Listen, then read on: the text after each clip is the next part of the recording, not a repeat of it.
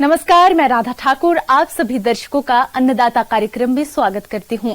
हमारे देश का किसान जन का पोषक है, वे श्रम का देवता है, अन्नदाता है। उसमें ही भारत की आत्मा निवास करती है और ऐसे ही किसान भाइयों की प्रगति के लिए हम खेतीबाड़ी से जुड़ी बहुत सी नई लाभकारी जानकारियां हर रोज सुबह लेकर आते हैं। तो चलिए कार्यक्रम शुरू करने से पहले देखते हैं क्या है आज के अन्नदाता में।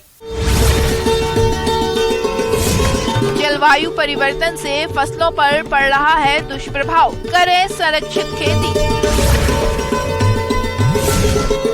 औषधि फसल कौंच की खेती करना किसानों के लिए है लाभकारी।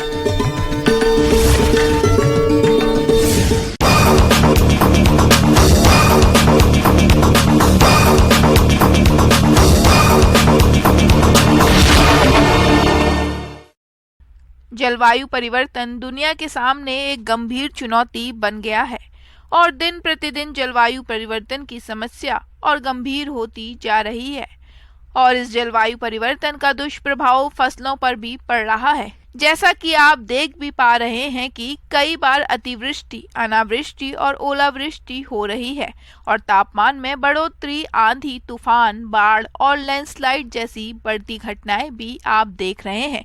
ऐसा जलवायु परिवर्तन के कारण ही हो रहा है। तो किसान भाइयों, ऐसे में आप करें तो क्या करें, कैसे करें जलवायु परिवर्तन के चलते खेती, इस बारे में जानकारी दे रहे हैं निशिकांत चतुर्वेदी। तो आप भी देखिए और लाभ उठाइए।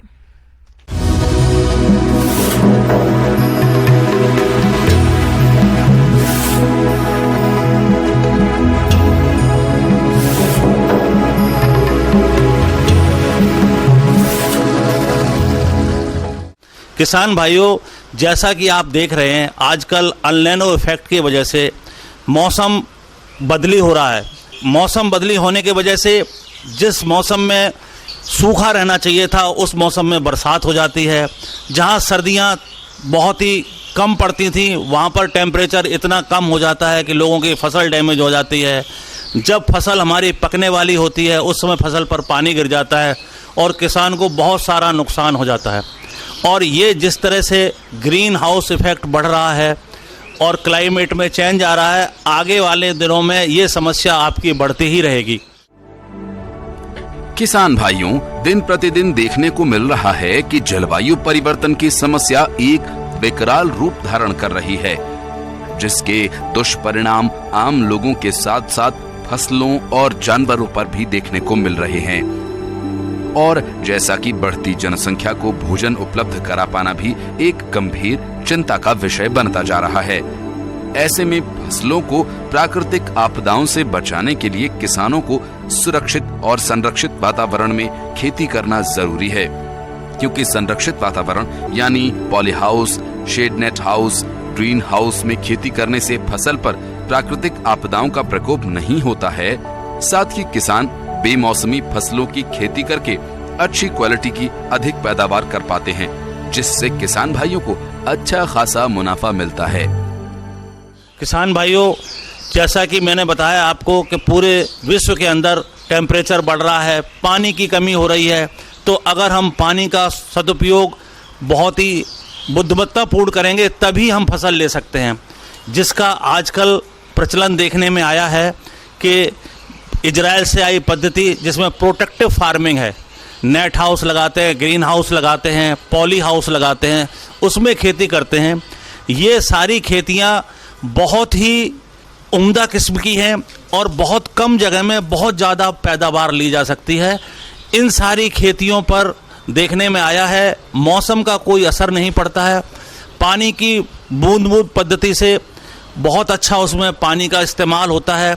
इसके साथ साथ जितना फसल को न्यूट्रिएंट्स चाहिए, खाद चाहिए, फर्टिगेशन के माध्यम से हम उसको समय समय पर देते रहते हैं। जैसा मैंने आपको बताया, मौसम बदली होता है, टेम्परेचर बढ़ता है, कीट पतंगे भी बढ़ने लगते हैं और फसल पे एकदम से आक्रामक हो जाते हैं, फसल को ख़राब कर देते हैं। इस तरह के प्रोटेक्टिव एनवायरनमेंट में ये कीट पतंगों को भी कंट्रोल किया जा सकता है, जिससे कि आपकी दवाइयों का खर्चा और फसल पर नुकसान कम होने की वजह से आपकी उपज भी बढ़ जाती है। किसान भाइयों, ये ज़रूरी नहीं है कि आप बहुत ही महंगे महंगे स्ट्रक्चर लगाएं। आप सीखने के लिए इन छोटे स्ट्रक्चर लगा सकते हैं।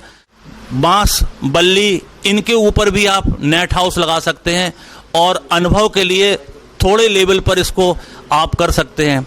इन सब के अलावा अगर आप बेमौसमी कोई चीज़ करना चाहते हैं तो उसमें इसकी पौध तैयार की जा सकती है, जिससे कि आपको खेत खाली होने की ज़रूरत नहीं है और आप खेत में 1 या 2 महीने एडवांस चले जाते हैं और आपको अच्छी फसल मिल जाती है। किसान भाइयों, संरक्षित खेती करने से जलवायु को नियंत्रित करके विपरीत मौसम में भी खेती की जा सकती है। संरक्षित वातावरण में खेती करने से आप जलवायु परिवर्तन के विपरीत प्रभाव से अपनी फसल को बचा सकते हैं, जिससे आपको ऐसी फसल से अच्छी क्वालिटी का अधिक उत्पादन मिल सकता है। साथ ही बेमौसम सब्जियों को लेने से किसानों को अच्छा बाजार भाव भी मिलता है। किसान भाइयों, संरक्षित वातावरण को तैयार करने के लिए शासन द्वारा अनुदान दिया जाता है, जिसके बारे में अधिक जानकारी के लिए आप अपने नजदीकी कृषि विभाग से संपर्क कर सकते हैं। किसान भाइयों, अगर आपको अपनी उपज बढ़ानी है और अपना जीवन स्तर सुधारना है तो आपको अपने ज्ञान में वृद्धि करनी पड़ेगी। इन सब चीज़ों के लिए आजकल भारत सरकार ने बहुत सारी सुविधाएं दे रखी हैं। हर ज़िले में कृषि विज्ञान केंद्र है। इसके अलावा तमाम चैनल के माध्यम से बहुत ही उपयोगी जानकारी दी जाती है। तो अब पहले की तरह नहीं रहा कि आप जानकारी के अभाव में अपना नुकसान करवा लें। आप चाहें तो घर बैठे ही अपनी बहुत सारी जानकारी ले सकते हैं। इसी तरह अगर आपका ज़्यादा पानी बरस जाता है तो आपकी फसल खराब हो जाती है। ये प्रोटेक्टिव फार्मिंग आपको हर तरफ से बचाती है। किसान भाइयों, अब लेते हैं एक छोटा सा ब्रेक।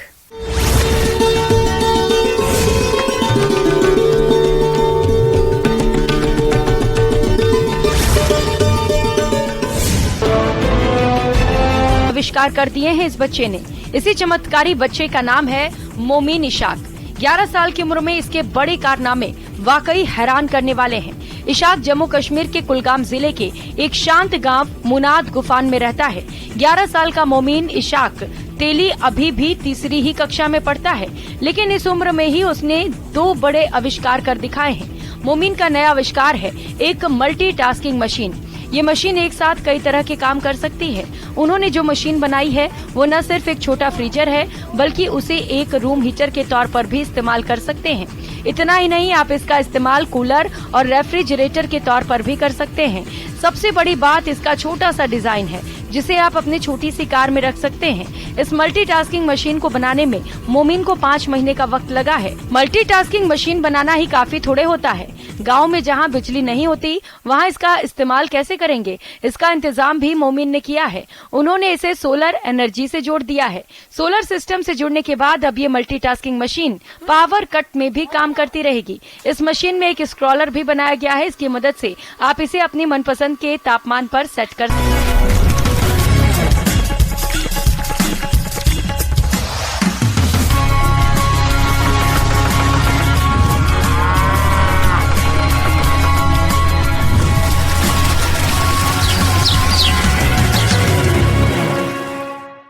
ब्रेक के बाद आप सभी दर्शकों का अन्नदाता में स्वागत करती हूं।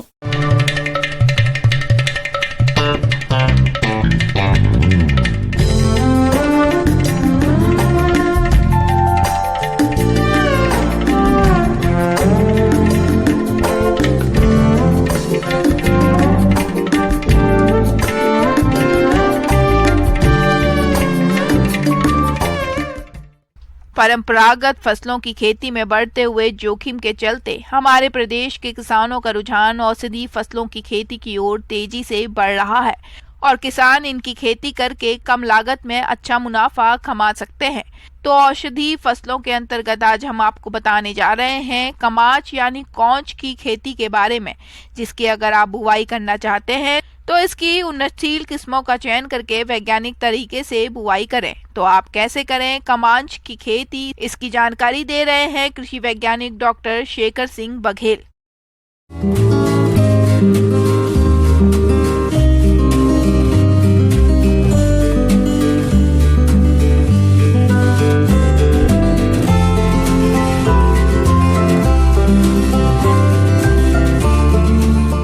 विशेष रूप से कुछ किसान भाई औषधि पौधों की खेती की तरफ जा रहे हैं। इसमें विशेष रूप से आजकल जो किसान भाई केमाच फसल जो है उसकी भी खेती बहुतायत में करते हैं। और केमाच की जब हम खेती करते हैं तो ये एक बहुत ही अच्छी औषधि फसल है जिसकी खेतों में बहुत अच्छी इसकी किस्म आ चुकी है। पहले जो हमारी जंगली प्रजातियां थी उसके कारण खुजलियां होती थी और किसान भाई इनकी खेती नहीं करते थे, लेकिन अब बिना खुजली वाली हमारी केमाच की किस्में जो हैं वो खेतों में बुआई के लिए हमारे पास उपलब्ध हो चुकी हैं। तो ऐसी किस्मों का चयन कर हम अगर केमाच की खेती करते हैं तो आप अपनी आय में अच्छा लाभ प्राप्त कर सकते हैं। किसान भाइयों, कोच की खेती किसी भी तरह की मिट्टी में की जा सकती है। भारी चिकनी, पथरीली, बंजर और जल भराव वाली भूमि में भी इसकी खेती आसानी से कर सकते हैं। इसके अलावा किसी भी पीएच मान वाली भूमि में फसल लगाकर अच्छा मुनाफा कमा सकते हैं। इसके लिए आपको चाहिए कि सबसे पहले खेत की तैयारी करें। खेत की तैयारी में पहले 2 बार आप कल्टीवेटर चलाएं और उसके बाद 1 बार उसमें रोटावेटर है उसके माध्यम से हम खेत को समतल कर लें। और जब खेत आपका अच्छी तरीके से तैयार हो जाए उसके बाद में आप इसमें बुआई करें। और इस बात का ध्यान रखें कि जब हम खेत तैयार कर रहे हैं उसके पहले हम लगभग 3 से 4 ट्रैक्टर अच्छी सड़ी हुई गोबर की खाद अगर हम खेत में फैला देवें तो निश्चित रूप से ऑर्गेनिक मैटर आपके खेत में बहुत अच्छा बढ़ जाएगा। तो जब भी हम खेत तैयार करते हैं उस समय हमको लगभग 20 किलोग्राम नत्रजन, 80 किलोग्राम फास्फोरस और 60 किलोग्राम पोटास जो है वो हमें खेत तैयार करते समय ही देना है ताकि फसल की बढ़वार अच्छी हो। कोच के पौधों को अधिक पानी की जरूरत होती है, इसलिए बीजों की बुआई के लिए बारिश का मौसम सबसे उपयुक्त होता है। इस दौरान बीजों की बुआई 15 जून से 15 जुलाई तक की जाती है। ऐसे स्थान पर जहां सिंचाई का प्रबंध ठीक से नहीं होता, वहां पर बुआई मार्च से अप्रैल माह के मध्य की जाती है। जब हम बुआई करते हैं तो उसके पहले सबसे प्रमुख बात है बीजोपचार की। और बीजोपचार करने के लिए हमें चाहिए कि प्रति किलोग्राम केमाच के बीज में लगभग 2 से 3 ग्राम बावेस्टिन दवा प्रति किलोग्राम बीज के हिसाब से अच्छी तरीके से उसको मिलाकर और उसके बाद उसकी बुआई करें। और जब खेत तैयार हो जाए तो उसके बाद इस बात का विशेष रूप से ध्यान रखें कि जब हम खेत तैयार कर रहे हैं उसके बाद खेतों में हमारा जो 3x3 जो हमारा लाइन है उसकी मेड़ बना लें और पानी का भराव ना हो। पानी का जो बहाव है वो ढाल की दिशा में हो और नालियों के माध्यम से पानी बाहर निकल जाए, रुके ना। इस बात का विशेष रूप से ध्यान रखें कि ये फसल जल भराव की स्थिति में इसमें बहुत ज़्यादा नुकसान होता है। और बुआई करते समय इस बात का ध्यान रखें कि 3x3 जो हमारी लाइन से लाइन की दूरी है वो 3 फीट होनी चाहिए और जो हमारी पौधे से पौधे की दूरी है वो भी 3 फीट होनी चाहिए। इस प्रकार से जब आप बुआई करें और पानी का भराव विशेष रूप से ध्यान रखें कि पानी का भराव आपके खेत में नहीं होना चाहिए, क्योंकि ये बेल के रूप में फैलता है और इसमें बहुत अच्छा आपको उत्पादन होता है। जब आप बुआई कर देते हैं तो इस बात का ध्यान रखें कि खेत में पानी की कमी भी नहीं होना चाहिए। पानी चूँकि जल भराव हो रहा है तो पानी खेत से बाहर आना चाहिए, लेकिन अगर पानी की कमी हो रही है तो भी वानस्पतिक वृद्धि कम होगी और पौधों की बढ़वार अच्छी नहीं होने से आपका उत्पादन अच्छा नहीं होगा। तो इस बात का ध्यान रखें कि ये लगभग 6 से 7 महीने की फसल होती है और इसमें जब आपकी वर्षा ऋतु खत्म हो जाएगी तो उसके बाद आपको खेत में पानी की कमी देखी जाती है। तो ऐसे समय में आपको 1 से 1.5 महीने के अंतराल में पानी की सिंचाई आपको खेत में करनी ताकि खेत में पर्याप्त नमी बनी रहे और पौधों का विकास अच्छा होता रहे और उत्पादन भी अच्छा प्राप्त हो। तो समय समय पर पानी की सिंचाई भी करते रहता है वर्षा ऋतु के बाद में। इस प्रकार से आप खेत का निरीक्षण करें। इसके साथ ही जब आप देखते हैं कि 30-40 दिन की जब हमारी केमाच की फसल हो जाती है तो खेत में विभिन्न प्रकार के खरपतवार की समस्या देखी जाती है। कोच या कमचा की खेती में पौधों को खरपतवार से बचाने के लिए निराई गुड़ाई की जाती है। इसकी पहली गुड़ाई बीज रोपाई के 20 दिन पश्चात की जाती है और बाद की गुड़ाई को 25 दिन के अंतराल में करना होता है। इसके पौधों को अधिकतम 2 से 3 गुड़ाई की जरूरत होती है। और उसके बाद आप उसमें प्रति बेल के हिसाब से लकड़ियों को गाड़ना है और लकड़ियों को गाड़ने के बाद उनको अच्छी तरीके से उसमें चढ़ाना है ताकि आपकी जो केमाच की फसल है उसकी बढ़वार अच्छी हो और आपको अच्छी पैदावार प्राप्त हो। इस प्रकार से किसान भाई जब आपकी पैदावार अच्छी तरीके से प्राप्त हो जाएगी तो उसकी तुड़ाई करके आप खेत में अच्छा लाभ कमा सकते हैं और बाजार में इसका अच्छा मूल्य मिलता है। आगे और भी है खेतीबाड़ी से जुड़ी हुई बहुत सी रोचक जानकारियां। यहाँ रुकेंगे एक छोटे से ब्रेक के लिए।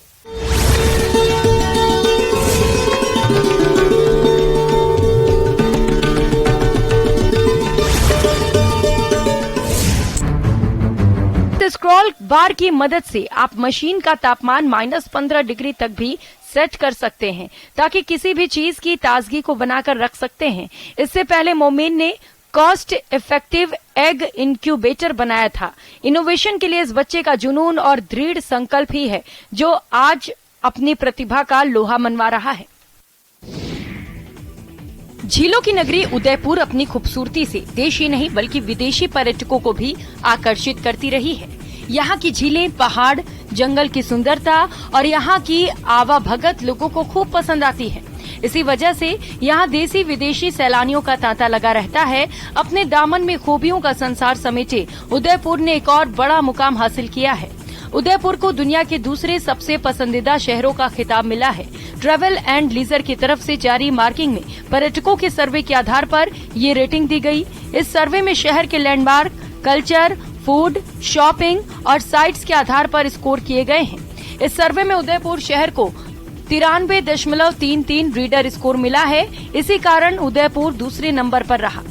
पर्यटन उपनिदेशक शिखा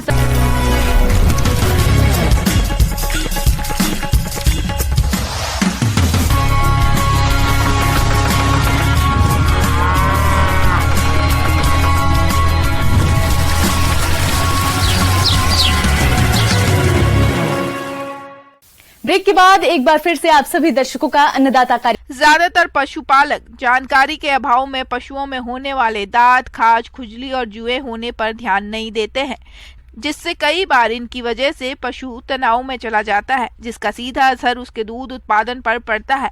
उसी प्रकार भीतरी परजीवियों के प्रकोप से पशुओं में कई घातक बीमारियां पनपने लगती हैं। अगर पशुपालक इनके रखरखाव पर थोड़ा ध्यान दे तो इन परजीवियों से अपने पशुओं को बचाया जा सकता है। तो चलिए इस बारे में जानकारी लेते हैं पशु वैज्ञानिक डॉक्टर धर्मेंद्र कुमार से।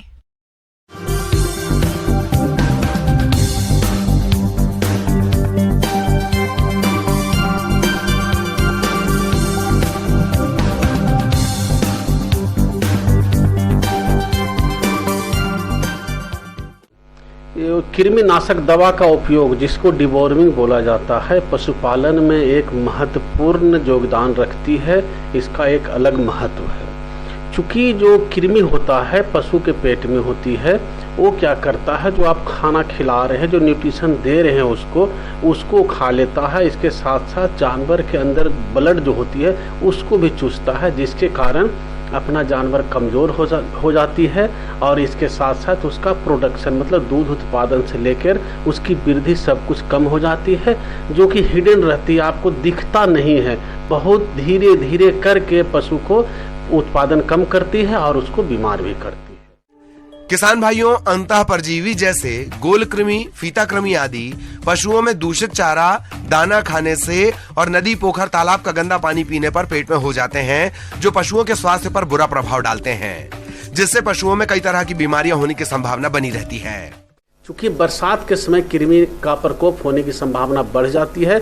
बरसात के समय क्या होता है कि बारिश होती है, पानी जमा रहता है, वहाँ घोंघा में कृमि का विकास होता है और वो कृमि विकसित होकर जो घास होते हैं उसके हरे हरे पत्ते होते हैं सबसे ऊपर में, वहाँ पर जाके बैठा रहता है। अपना पशु जब चरने जाती है तो सबसे पहले उसी को खाती है, जो कि उसके पेट में जाता है और इन्फेक्शन करता है। इसलिए बरसात के समय में पतला पैखाना होने की शिकायत भी अधिक रहती है। अक्सर देखने में आता है कि हमारे कुछ पशुपालक भाई अपने दुधारू पशुओं में आने वाले बाह्य परजीवियों पर ठीक तरह से ध्यान नहीं दे पाते। इसका विपरीत प्रभाव पशु के स्वास्थ्य के अलावा उसके दुग्ध उत्पादन पर देखने में पड़ता है। ये बाह्य परजीवी पशुओं का खून चूसकर उनके स्वास्थ्य पर प्रभाव डालते हैं, जिससे पशु कमजोर और बीमार पड़ जाते हैं।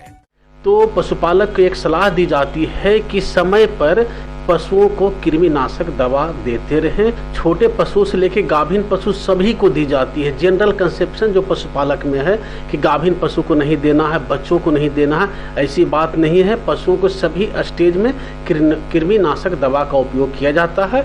जैसे जो बाछा या बाछी जो नया जन्म लिया है, 15 दिन के बाद उसको कृमिनाशक दवा का उपयोग करें और 2-2 महीना के अंतर पर 9 से 10 महीने तक करें। उसके बाद फिर जैसा समस्या आती है उसके अनुसार 6 महीने पर भी 6 महीने पर दवा रिपीट करें, या बहुत ज़्यादा आपके क्षेत्र में प्रकोप है तो 3 से 4 महीने पर भी रिपीट कर सकते हैं। मतलब 4-4 महीने पर साल भर में 3 बार भी दवा दी जा सकती है गाय भैंस जितने हैं सभी में।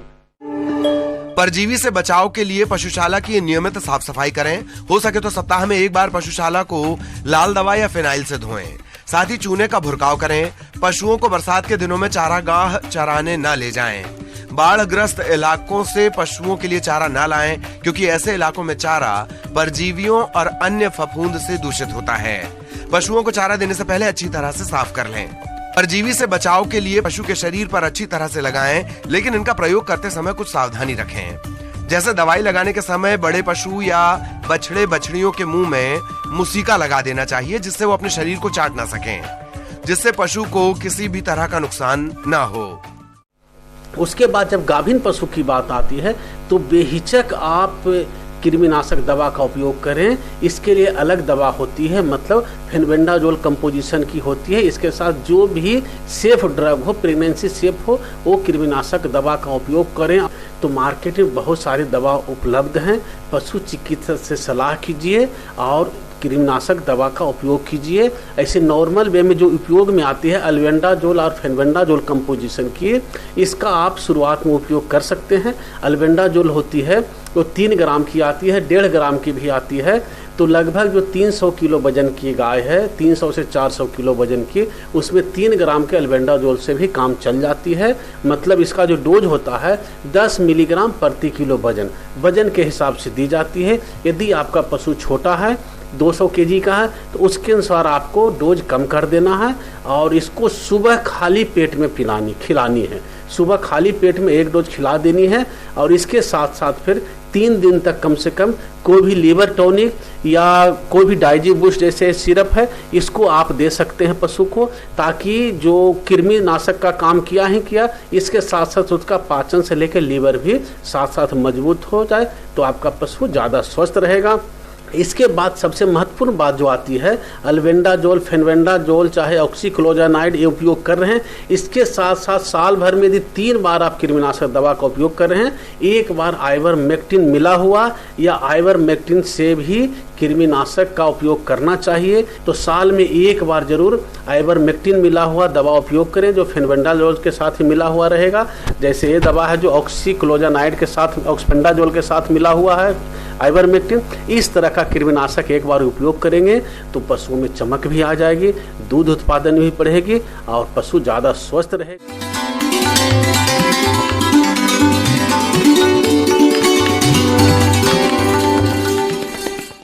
आइए जानते हैं अन्नदाता निशुल्क फोन के माध्यम से पूछे गए समस्याओं का समाधान। अन्नदाता निशुल्क फोन संपर्क सेवा के माध्यम से पूछे गए प्रश्नों में से आज हमने जिस प्रश्न को कार्यक्रम में शामिल किया है उसे पूछा है ग्राम खारवा, जिला उदयपुर के कृषक नेमी चंद ने। ये प्रतापधन मुर्गियों के पालन के बारे में जानकारी चाहते हैं। तो नेमी चंद जी, आपकी जानकारी के लिए प्रस्तुत है कार्यक्रम का ये अंश।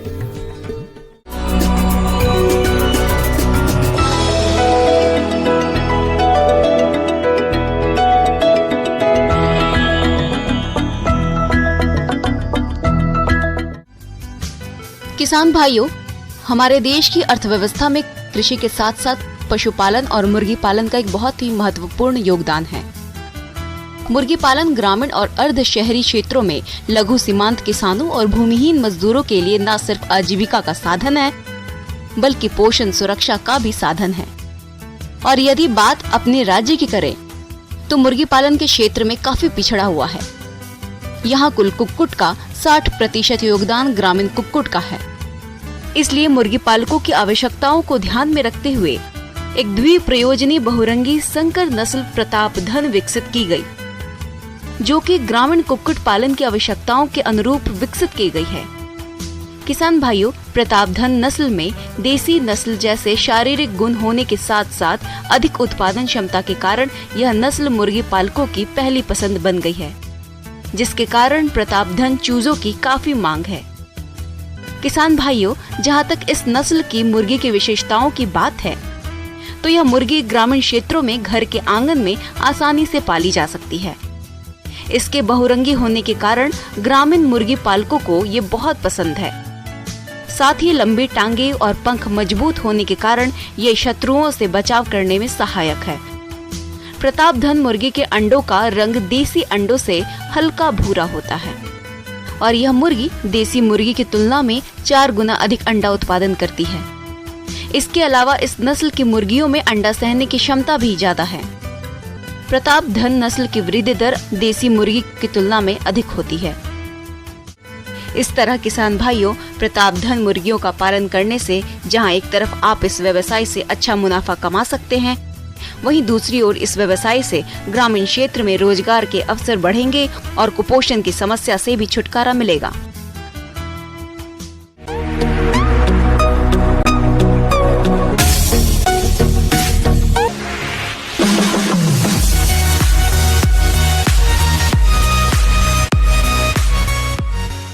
अब एक नजर डालते हैं राज्य के कुछ मंडियों के प्रमुख फसलों के बाजार भाव पर।